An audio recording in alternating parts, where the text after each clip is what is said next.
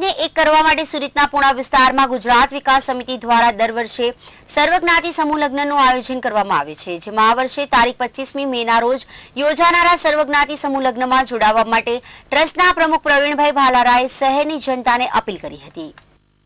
અને દર વર્ષે સર્વજ્ઞાતિ સમૂહ લગ્ન આપણે યોજીએ છીએ, જેમાં દરેક સમાજના ગરીબ લોકોને જોડી અને સમસીથી લઈને શેઠી સુધી કરિયાવર પેટે આપણે દીકરીઓને કન્યાદાન પેટે આપીએ છીએ.